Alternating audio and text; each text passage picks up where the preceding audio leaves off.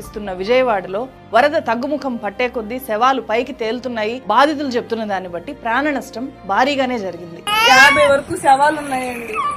పైనుంచి శవాలు తేలుకుంటూ వస్తున్నాయి. అసలు ఏంటి గవర్నమెంట్ నాకేం అర్థం కాదు. ఫుడ్ లేకుండానే ఉన్నారు కొంతమంది అయితే. పైనుంచి శవాలు అసలు వాసన ఏం అర్థం కావట్లేదు.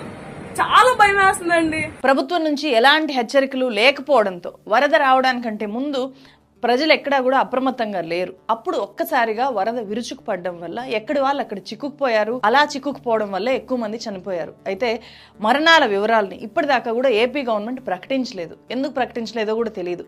ప్రతిపక్ష నేత వైఎస్ జగన్మోహన్ రెడ్డి అధికారిక పత్రిక సాక్షి మాత్రం 32 మంది చనిపోతే ప్రభుత్వం ఒక్క మరణాన్ని కూడా అధికారికంగా ప్రకటించలేదు అని చెప్పి రాస్తూ ఇలా కొట్టుకొచ్చిన శవాల ఫోటోల్ని ప్రచురించింది. ఒక షాప్ ముందు నడి రోడ్డు మీద అనాథలాగా మృతదేహము, తోపుడు బండి మీద మృతదేహాన్ని నెట్టుకొస్తున్న బాధితులు, సర్టిఫికెట్ల కోసం